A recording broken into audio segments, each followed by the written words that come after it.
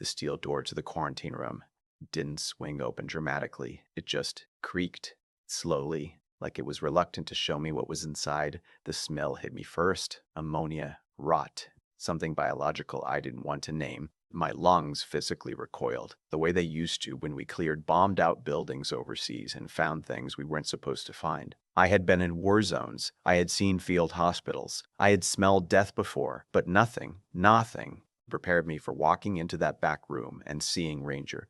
He was huddled in the far corner of a concrete cage, barely visible in the darkness. His ribs weren't just showing, they were jutting, like a xylophone someone had stretched skin over and forgotten. His coat, which I remembered as thick and golden brown, was matted in patches, dull, lifeless. He was trembling, not from cold, from something deeper, the kind of trembling that happens when a body has been running on nothing for too long and the muscles just give up trying to hold still. His eyes found mine. He didn't bark. He didn't whimper. He just looked at me, like he wasn't sure I was real, like he had stopped expecting anyone to come. That look destroyed me more than any bullet ever could have. And that was the moment, standing in that stinking darkness, staring at the most loyal creature I had ever known. That something inside me went very, very quiet. Behind me, I heard heels clicking against the concrete floor. "Oh, stop being so dramatic," the shelter director said, her voice bored and flat. She was chewing gum. Actually, Dick Wingshin. She waved her hand like Ranger was a piece of furniture she was tired of dusting around. She stopped eating. "It happens. Animals get stressed. If you want him, there's a $20 release fee and you can get him out of our hair." I didn't answer right away. I turned, slowly. I looked at her face. The practiced impatience, the faint irritation, the complete and total absence of anything resembling guilt. She was wearing a new watch. I clocked it immediately. Military habit, Rolex Submariner, the kind that costs more than 3 months of animal feed for every dog in this building. A very quiet sound came out of me. Not a laugh, not quite. "Release fee," I said. My voice came out lower than I intended, quieter. She blinked, just slightly, like the temperature in the room had dropped without warning. "That's what I said. $20. Or we can schedule the state attorney general's office," I said, cutting through her sentence like a blade through paper. "Just walk through your front lobby with a federal search warrant." I paused. Let that sentence hang in the ammonia-soaked air between us. "So what do you think? You want to start packing your bags now, or should we give you a few minutes?" Her gums stopped moving. Her face went the color of old concrete. And I turned back to Ranger, still trembling, still watching me. And I thought, we need to go back, because to understand how I got to that moment, how a dog I carried through a combat zone ended up locked in a dark room by people stealing donation money, you need to understand where this all started. 3 years earlier, give or take, I was 28 years old, sitting in a transport aircraft somewhere over the Atlantic, staring at nothing, listening to the engine hum. My third tour was over. My duffel bag was packed. My discharge papers were folded in my chest pocket. And beside me, in a military-approved transport crate, bolted to the cargo floor, was Ranger. Asleep, snoring lightly, completely at peace with the world in a way that honestly baffled me. He had never been an official military working dog. No formal designation. No unit registry number. He was just a dog who showed up one morning and decided our forward operating base was home. It was during our second week in a particularly ugly stretch of territory, a village the map still called by a name but that had been functionally abandoned for 2 years. Our unit had rolled in before dawn, secured the perimeter and set up a temporary shelter in what used to be a schoolhouse. And sometime around 0600, while I was eating a cold MRE and trying not to think about anything at all, he trotted in through a broken section of wall, scruffy, thin, one ear slightly bent at the top like someone had folded it and forgotten to unfold it. He walked directly to the center of the room, looked around at 12 heavy-armed soldiers, descended to me and calmly, like he had a meeting scheduled and was simply on time. Sergeant Cole threw a piece of his ration toward him. Ranger caught it without looking, like he'd been practicing. Cole said, deadpan, "He's in." And that was the entire discussion. We named him Ranger because he showed up at the wire every single morning like he was running a patrol route. Didn't matter the weather, didn't matter the hour, he was just there, dependable, steady. The kind of steady that soldiers who have been in country too long genuinely start to crave. He had this thing he did at night when the tension was worst, When you couldn't sleep and your brain kept replaying sounds that weren't there anymore, he would find whoever was most keyed up and just lay down beside them.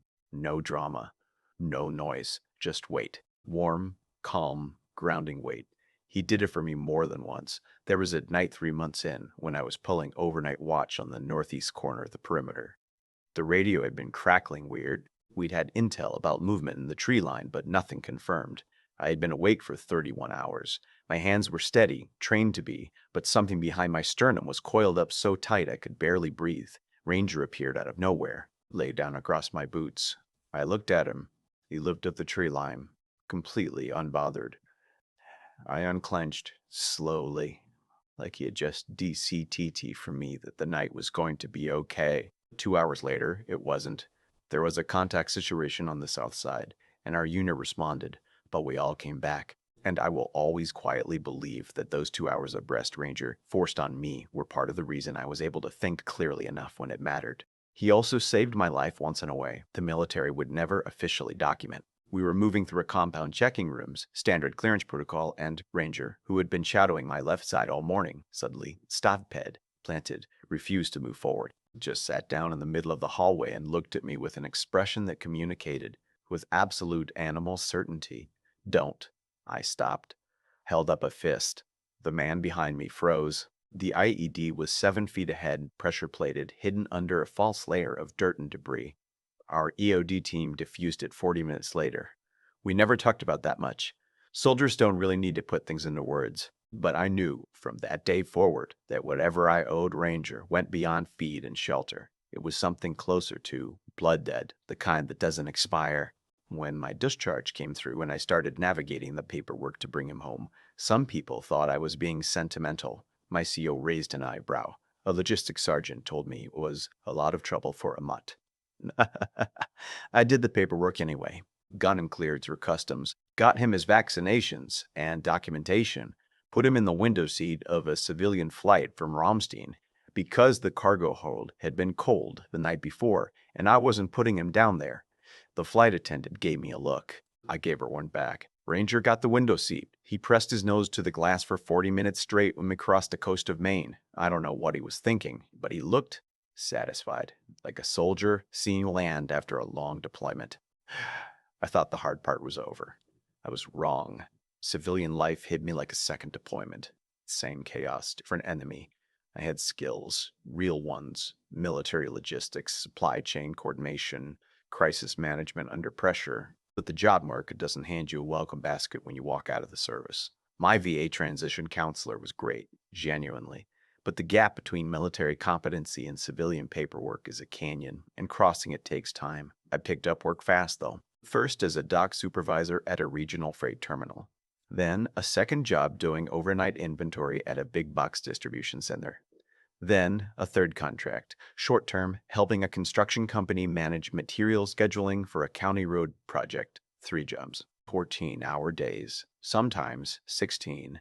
The math on sleep was brutal. My apartment was a 1-bedroom above a laundromat in a part of town where parking was a competitive sport. Small, loud.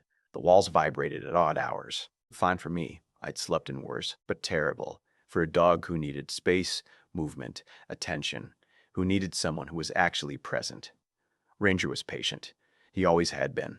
But I could see it, the way he watched me leave in the morning, standing at the window of the apartment with his one bent ear slightly more bent than usual, tracking me until I disappeared around the corner. That hurt more than I'd like to admit. My neighbor, a retired teacher named Mrs. Calloway, helped when she could, walked him twice a day, left water. But she was 73, had bad knees, and I knew I couldn't keep relying on her kindness indefinitely. So I started looking for a boarding solution. I was careful. I told myself I was being careful. I looked at reviews. I drove out to 3 different facilities on my one day off that month. I asked questions. I checked the state licensing board website. I looked at the outdoor runs, the kennels, the feeding schedules, and then I found Millbrook Animal Rescue Center. It looked right. It felt right at first. A long driveway, a clean reception lobby, plants that were actually alive, a brochure with photos of happy dogs on green grass. The director, a polished woman named Sandra Mercer, met me in person. shook my hand firmly, walked me through the facility tour with practiced confidence. We have daily exercise rotations, she said, premium nutritional feeding programs, on-site veterinary oversight 3 times a week. She smiled. Easy, professional, reassuring. Your dog will be in excellent hands. We take care of our animals like family. I paid 6 months of boarding fees up front. Kissed Ranger on the top of his head, told him quietly so no one heard that I'd be back, and it was temporary, that I just needed a few months to stabilize and then he'd be home for good. He looked at me steadily with those dark, patient eyes. Then he followed a staff member through a side door, and I watched until the door closed behind him. I drove away feeling like I'd left part of my own chest behind, but I told myself he was safe. I had been T. Orthoff. I had done my research. I had no idea what was happening behind that side door. 3 months passed, 3 months of grinding, 4 a.m. starts, 12-hour shifts, protein bars in the truck and coffee going cold on the dashboard. But slowly, things started to stabilize. The third contract wrapped up. I scaled back to 2 jobs. I found a bigger apartment with a fenced yard 2 blocks from a park, and on a Thursday morning in October, I drove back to Millbrook to bring Ranger home. The front desk clerk was a young woman I hadn't met before, maybe early 20s, dark hair pulled back tight. She looked up when I came through the door, and something happened on her face. A flicker, small, fast. The kind of micro-expression that military training teaches you to read in environments where deception is a survival mechanism. She looked away. Hi, I said. I'm here to pick up my dog. Name's Ranger. He was boarded here. I've been a client for 3 months, paid through end of the month. Here's my ID. She took the ID. Typed something, looked at the screen, typed again. Oh, she said, and even that one syllable was wrong. Too light, too careful. Actually, Ranger, I'm seeing here that. She cleared her throat. He escaped. About 6 weeks ago, we sent a notification, but sometimes emails go to spam, and we've been really trying to locate him, but... I went very still. I am not a large man, but there is a stillness that military service instills, a particular quality of absolute, unmoving calm that people who have never been in that environment can sometimes find unsettling. It's not aggression, it's the opposite of aggression. It's what happens before aggression, in the professionals who've learned to control the order of their own internal reactions. He escaped, I said. Yes. We are so 6 weeks ago. Yes, we. And no one called me, she swallowed. The email, my phone number is on the intake form, I said very quietly. 2 of them, both current, both active. She didn't answer. I looked at her for a moment, at the way her right hand had drifted just slightly toward the desk edge, a grounding gesture, unconscious, at the way she wasn't quite meeting my gaze, at the fact that she had not once in this entire conversation offered to call Sandra Mercer to the front desk. Thank you, I said. I walked out the front door. I sat in my truck in the parking lot for 11 minutes. Not thinking dramatically, not catastrophizing, just running the logic. The variables, the most probable explanations, and the relative likelihood given what I'd observed. A trained military dog, loyal, non-aggressive, non-escape risk, does not simply walk out of a licensed boarding facility. That's not how dogs like Ranger behave. And a facility that loses a client's dog doesn't send any mail and leave it at that, unless they're not looking, or they know exactly where the dog is. I drove around the block, parked on the side street that ran along the back of the property, and waited until the staff rotation changed at 6,003 m. I'd noticed the pattern on my first visit, different vehicles in the staff lot at different hours. At 6,003, 3 cars left through the front. The facility lights on the north side dimmed. I climbed the fence behind the loading dock. It was a warm October evening. Dry leaves on the concrete, a dumpster that had been emptied in what smelled like longer than it should have been. I pressed against the exterior wall of the main building and moved toward the back section, the part that wasn't on the facility tour. The part Sandra Mercer had gestured toward briefly and said was quarantine and recovery before redirecting my attention to the outdoor runs. And then I heard it, a whine, faint, tired, the kind of sound that comes from a throat that has been making it for a long time and is running out of energy to continue. But I knew that whine. I had heard it in bombed-out buildings and desert heat and aircraft cargo holds. I had heard it when Ranger was uncertain, or frightened, or waiting for confirmation that he was not, in fact, alone. My chest did something complicated and painful. I pressed my eye to the gap in the ventilation slats on the exterior wall. He was in a concrete cage in the far back corner of a room with no windows. The fluorescent light above him was flickering, one of those half-dead bulbs that can't decide whether to stay on. His water bowl had maybe an inch of liquid in it, brown at the edges. His food bowl was empty. Not recently eaten empty, long empty. The kind of empty where the surface of the bowl has dried and crusted. He was lying on his side, ribs visible from where I was standing. Coat dull, trembling intermittently, the way muscles do when they've been running on insufficient calories for too long and can no longer maintain thermoregulation without effort. But his nose was up. He was still sniffing the air, still tracking, still working, still, God, still so Ranger, trying to be useful even in a situation designed to break him. I pulled out my phone and photographed everything I could through the slats, every angle, every detail.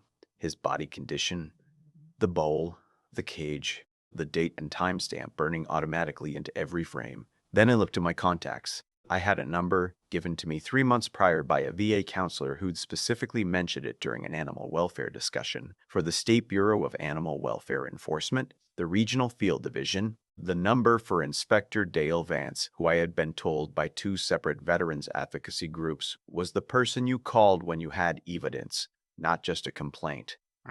I had evidence.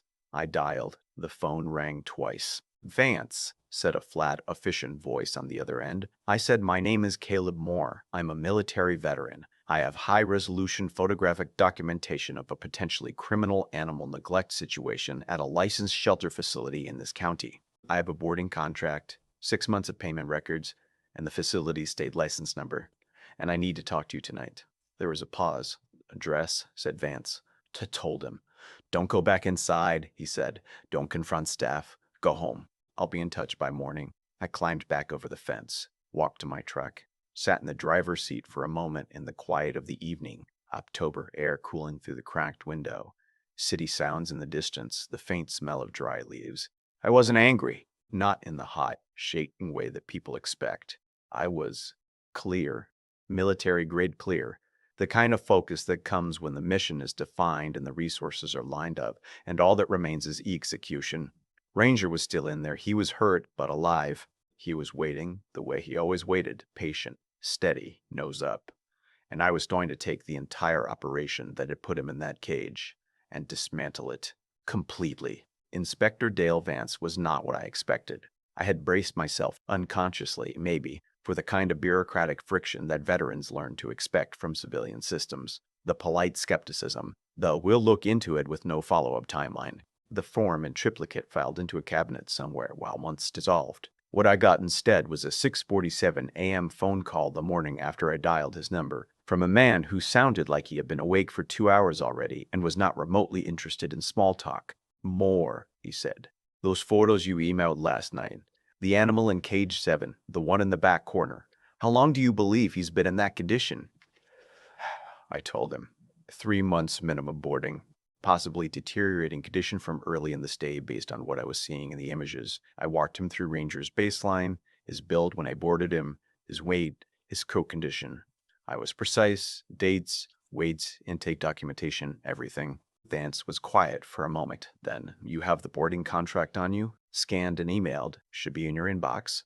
Another pause. You are military. Yes, sir. What branch? Army. Logistics and supply chain. Third tour. The sound of papers moving. The sound of papers moving.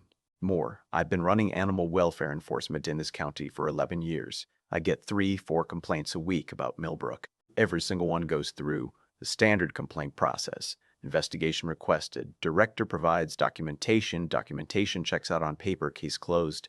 I waited. Your documentation, Vance continued, is the first time anyone has given me timestamped photographic evidence from inside the restricted quarantine area. That changes the conversation considerably. He paused. I'm going to need you to come in this morning, and I'm going to need you to not contact the facility, not drive past it, not make any moves in their direction until you sat across from me and we've talked through how we're doing this.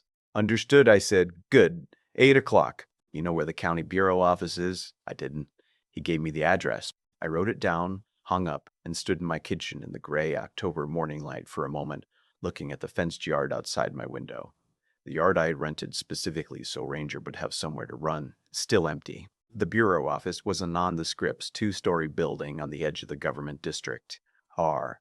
Brick facade, state seal on the door, the particular institutional smell of industrial carpet and old coffee that I associated with every official building I had ever spent time in. Vance met me in the lobby personally. Mid-50s, short gray hair, a kind of face that had seen a lot of things and I quietly filed them all away. He shook my hand, firm, efficient, and led me to a small conference room on the second floor without stopping to chat about anything. On the table between us, he spread out a file. Sandra Mercer, he said, sitting down. Millbrook Animal Rescue Center, license 2018. State grant recipient, 3 consecutive years, averaging $42,000 annually in public animal welfare funds. He tapped the top page. On paper, clean. Regular inspection reports, mostly pass in with minor citations. Veterinary oversight confirmed. Feeding logs submitted quarterly. Everything tidy. He slid a photograph toward me. It was one of mine. Ranger in the cage. Ribs. Empty bowl. Flickering light. This empty bowl. Flickering light, this, Vance said, is not tidy. No, it wasn't. What do you need from me? I asked. Everything you have.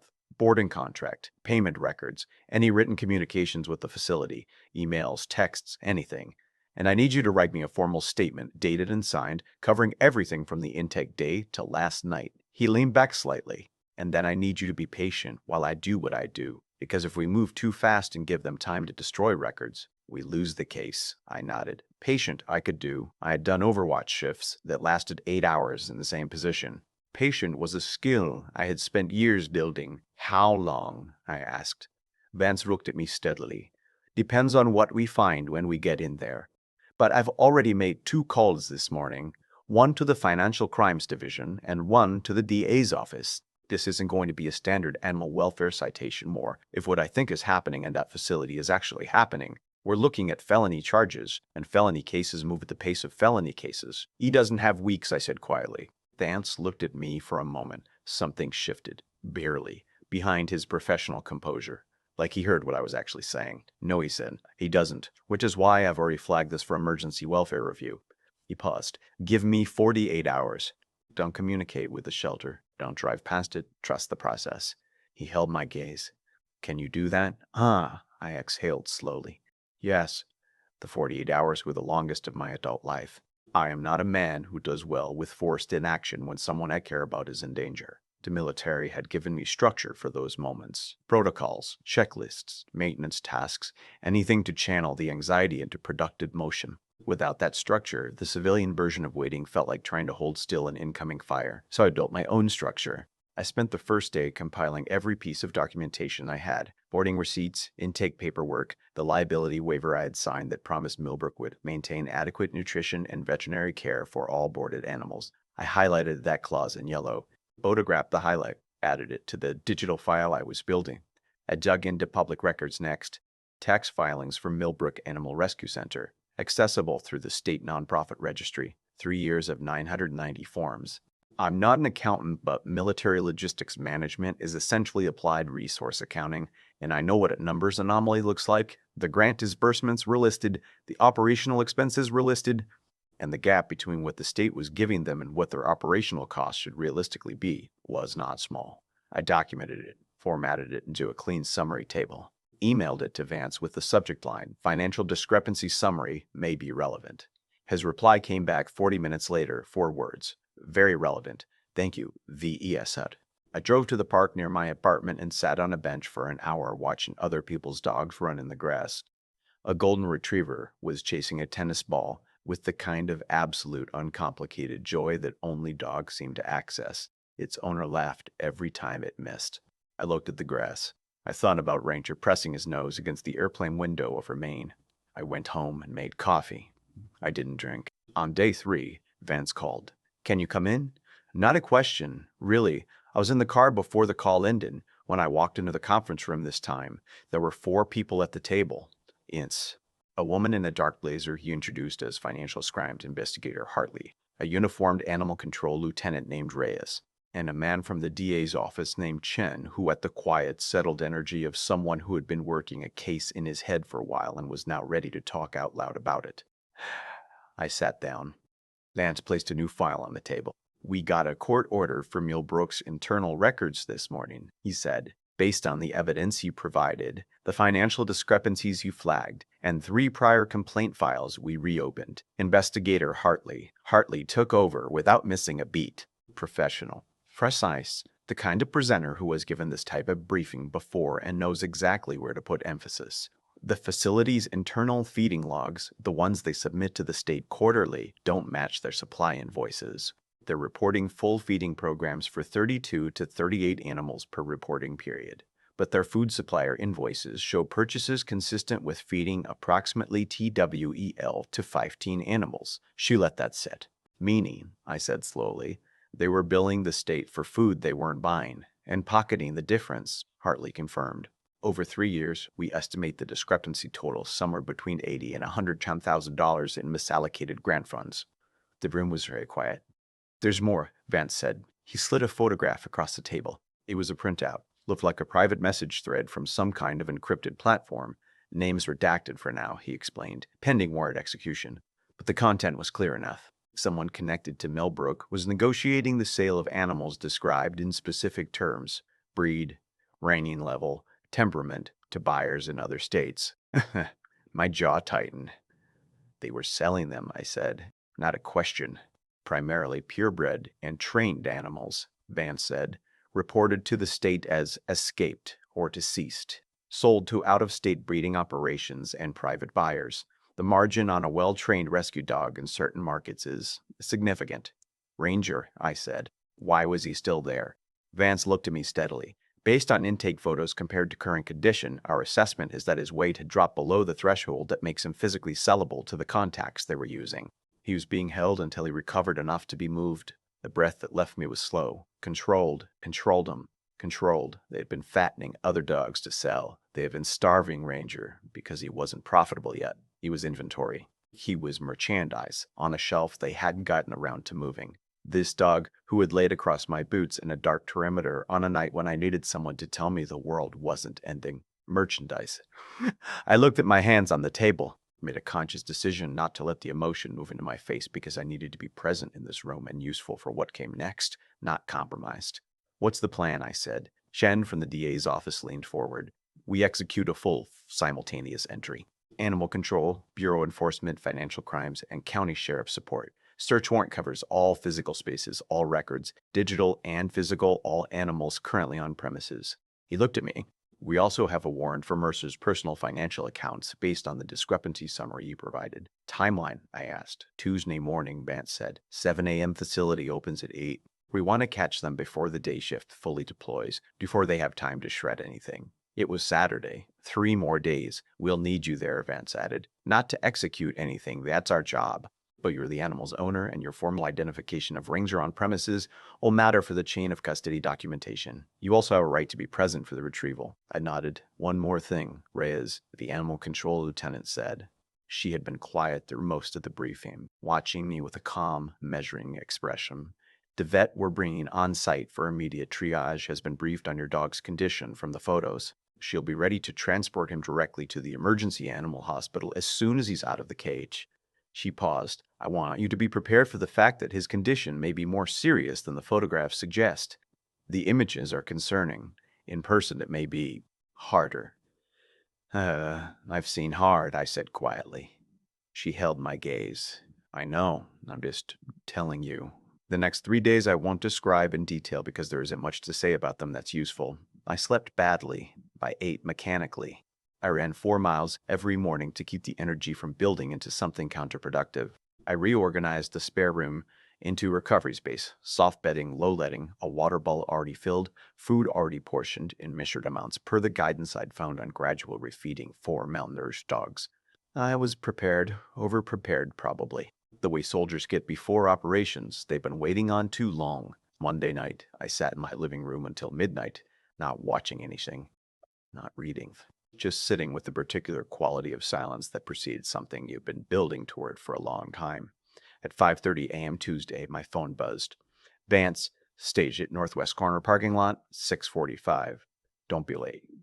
I was already in the truck. The October air was cold and clean, the kind of morning that comes after a night of frost, everything sharp-edged and still. I drove through streets that were mostly empty, past a gas station where a single pump light buzzed against the darkness, past a diner where early shift workers moved behind fog glass. I pulled into the northwest corner of the industrial block behind Millbrook at 6:39 a.m. 3 county sheriff cruisers, 2 animal control vans, the large kind, the ones that carry cages and equipment, an unmarked sedan I recognized as Harley's from the government plates, and Vance, standing beside his own vehicle in a bureau-issued jacket, holding a coffee cup and talking to Lieutenant Reyes in the quiet, efficient way of people who are 6 minutes from something significant. He saw me, nodded once. I parked, got out. The air smelled like cold concrete and distant exhaust. The shelter's roofline was visible over the fence, dark still, no movement. The lights in the staff lot were starting to flick on in the east-facing windows as the opening shift arrived early, the way they always did. They had no idea. I stood beside my truck, put my hands in my jacket pockets, watched the light change in the eastern sky, that particular shade of pre-dawn blue that softens just before the sun commits to rising.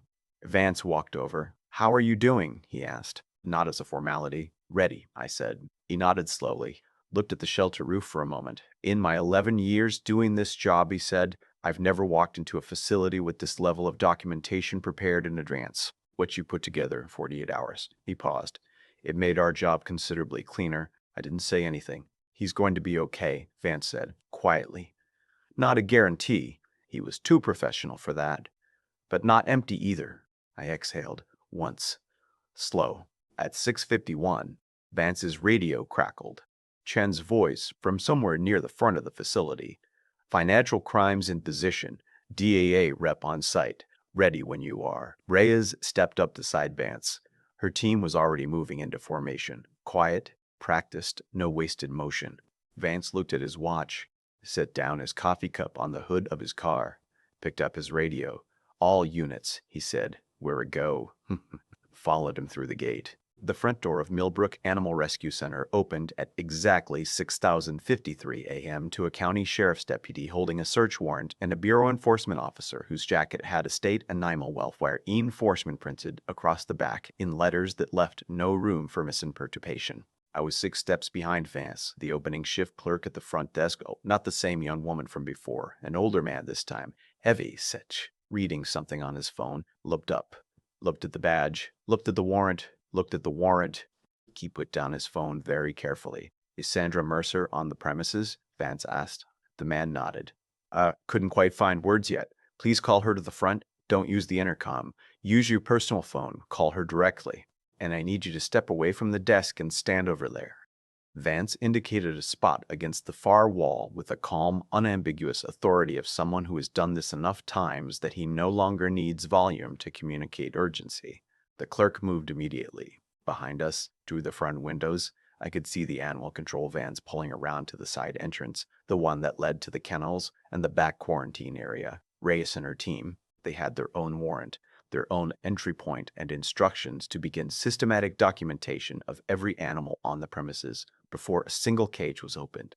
The lobby felt strange, too bright. The plants in their cheerful terracotta pots, the framed photos of smiling volunteers and healthy-looking dogs on green grass, a donation box on the counter with a hand-lettered sign, "Every dollar helps you care for an anonymous in need." I looked at that donation box for a moment, thought about what Hartley had said. $80,000 to $110,000. I looked away. Sandra Mercer came through the interior door 3 minutes later. She was already dressed for the day, blazer, heels, hair arranged with the kind of careful precision that communicates professional authority. She was holding a coffee mug in one hand and a tablet in the other, and her expression when she walked through that door was the expression of someone who has been interrupted and intends to manage whatever minor problem has arisen with practiced efficiency. Then she saw Vance's jacket. Then she saw the sheriff's deputies. Then she saw me. The coffee mug didn't fall. She held it. But something in her grip changed. I could see it from where I was standing. A slight whitening of the knuckles, a fractional tightening that the rest of her face was working very hard not to reflect. "Good morning, Ms. Mercer," Vance said. "I'm Inspector Dale Vance, State Bureau of Animal Welfare Enforcement. This is Investigator Hartley from the Financial Crime Division, and this is Deputy Chen representing the District Attorney's Office." He held out the warrant. We have a court-authorized search order covering all physical spaces, all records, and all animals currently on this premises. We also have a separate warrant for your personal and business financial accounts." He paused. "I'll need you to surrender your phone and step aside while my team begins." The tablet in her other hand lowered by about 3 inches. She stopped, recalibrated. "This is completely unnecessary. Whatever complaint has been filed, I can assure you our records are fully compliant with Ms. Mercer." Vance's voice didn't rise. It just stopped her clean. "The warrant is not a request. Your phone, please." She lifted Vance, looked at Chen, looked at the deputy standing to her left. And then she looked at me. I don't know exactly what she saw. Whatever it was, something behind her carefully managed composure cracked, not dramatically. Just the professional certainty she'd walked in wearing drained out of her face like water through a sieve, and what was left underneath was something smaller and more frightened, and suddenly very much aware that this particular Tuesday morning was not going to end the way any of her other Tuesday mornings had. She handed over the phone. A deputy guided her gently but firmly to a seat in the lobby. Mans turned to me. "Back area," he said. "Just that." We went through the interior door. The back corridor of Knowbrook looked different in the full light of an official entry. Narrower than I remembered from my night at the ventilation slats. Fluorescent overheads, 2 of them flickering, casting the kind of institutional light that makes everything look slightly unwashed. Oars on both sides, a chemical smell that the public-facing lobby had been carefully designed to prevent anyone from noticing. Reyes was already in the main kennel area with her team. I could hear her through one set of doors, the systematic sounds of documentation. Voices low and professional. The click of cameras, animals reacting to the new presence, some barking, some silent. Vance led me past that door and toward the back. The quarantine room, the same steel door I had described to him over the phone. He pushed it open, and the smell came out to meet us. Less intense than my first encounter, or maybe I had pre-adjusted, braced myself, steeled the part of my brain that would have reacted. The fluorescent light inside was still half dead, still flickering. Nobody had replaced it. I walked in, cage 7, back corner, same position. Ranger was lying on his side. For one terrible, suspended second, I stopped breathing completely because he wasn't moving. And my mind did something involuntary and horrible in that suspended second, running a calculation I refused to accept. Then his nose twitched and his eyes opened. They found me immediately, the way they always had. Combat instinct, animal intelligence, whatever combination of senses and memory allowed him to locate me across distances and darkness and 3 months of silence and abandonment. It didn't matter. He found me in 4 seconds, the way he always had. He tried to lift his head. He couldn't quite manage it. His muscles, wasted, exhausted, running on near nothing, couldn't execute the motion he was asking of them. His head came up maybe 4 inches and then trembled and lowered again. But his tail moved, once, weakly, against the concrete floor. I was at the cage before I knew I had crossed the room. The latch was a simple lever mechanism. My hands found it without looking, the way hands find things they have been trained to locate efficiently, and the door swung open, and I went to one knee on the cold concrete inside and put my hand on his side, gently, carefully, aware of every rib I could feel clearly through his skin, and he exhaled, just exhaled. The long, slow, total body exhale of an animal who has been held in tension for so long that release itself requires conscious effort. I put my forehead down against his neck, stayed there for a moment. Just that.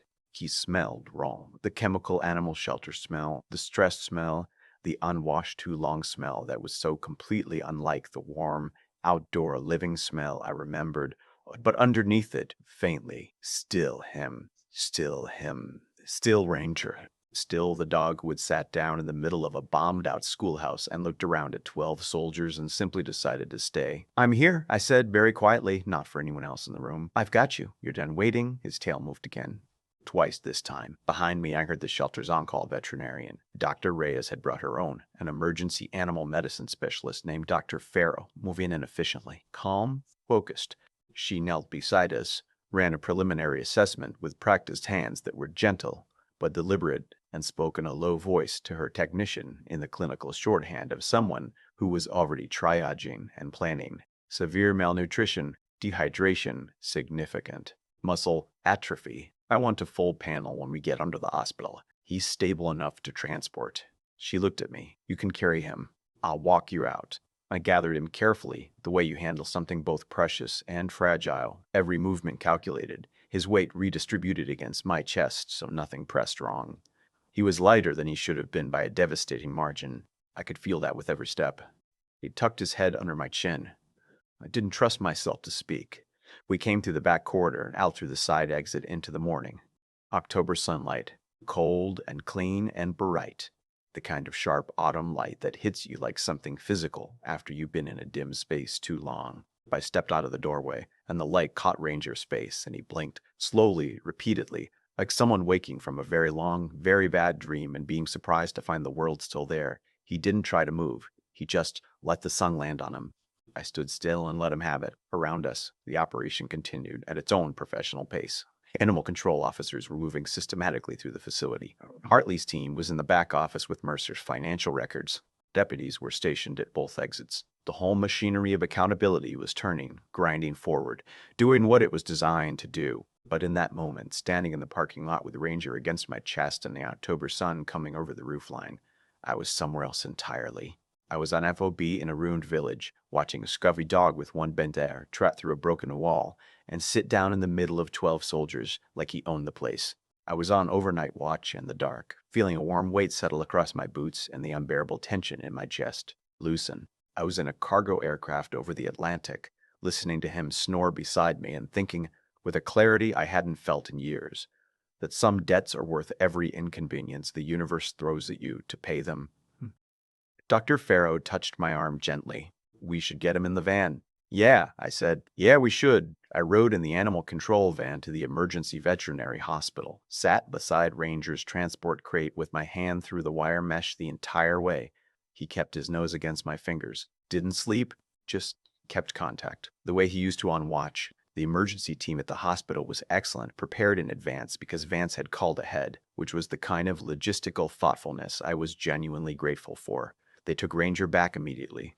I sat in the waiting area for 3 hours and 40 minutes, which was simultaneously the longest and most purposeful waiting I had ever done, because at least this time I knew where he was and who had him, and that they were working to help him. Dr. Tua. Farrow came out with the full assessment just before noon. Severe malnutrition. Body weight approximately 40% below healthy baseline. Moderate dehydration. Early stage muscle atrophy.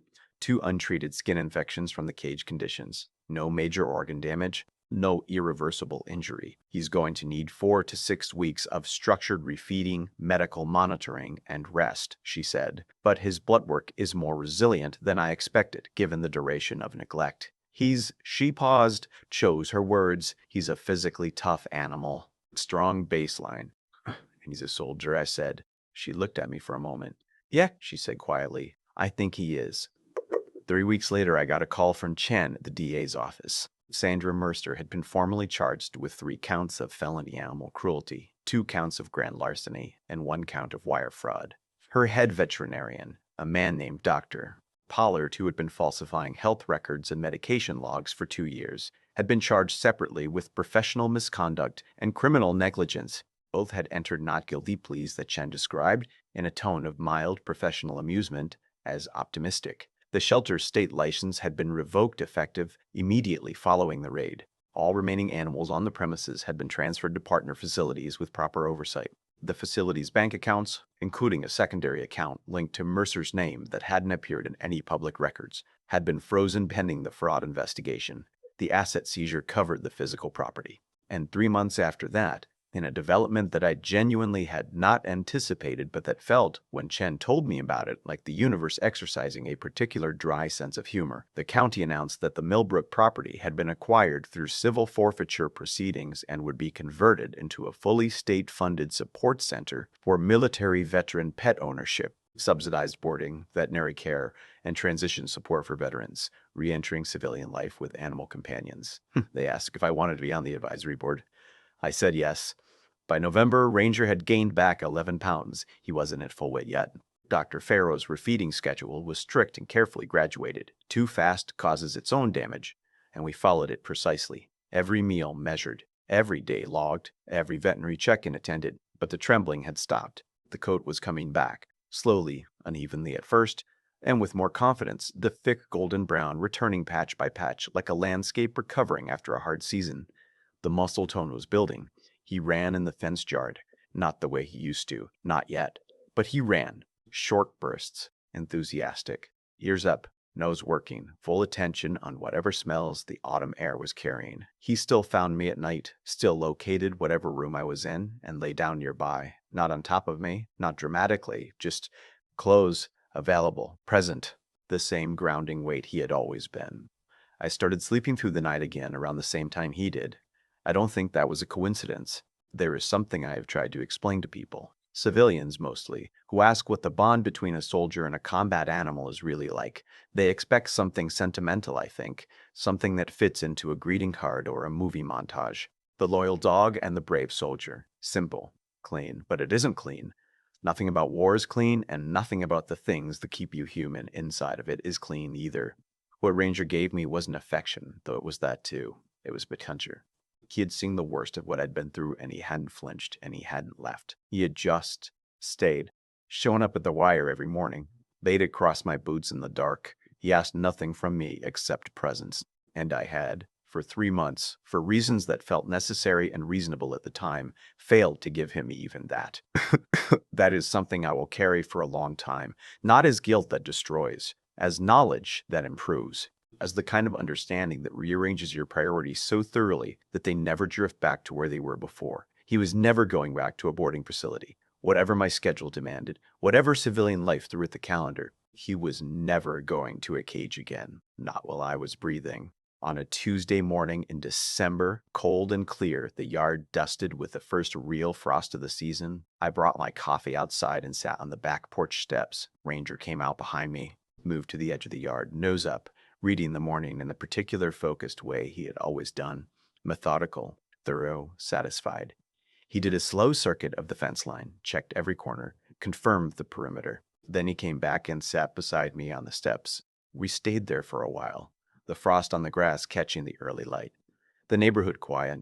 Somewhere a few streets over, someone was starting a car. A bird landed on the fence post and regarded us briefly with the profound indifference of birds, then left. Ranger leaned slightly against my leg. I put my hand on top of his head. He exhaled slowly, the way he did when everything was accounted for and the world had been found satisfactory. I thought about Sandra Mercer, probably in a courthouse somewhere, navigating the particular misery of a case she was not going to win. I thought about the donation box in the lobby with its hand-lettered sign. I thought about Hartley walking me through the grant discrepancy numbers with the precise, unhurried cadence of someone who has learned that the truth lands harder when you give it room to breathe. I thought about the moment Ranger's tail had moved. Twice. Against the concrete floor. You fight for a lot of things in the military career.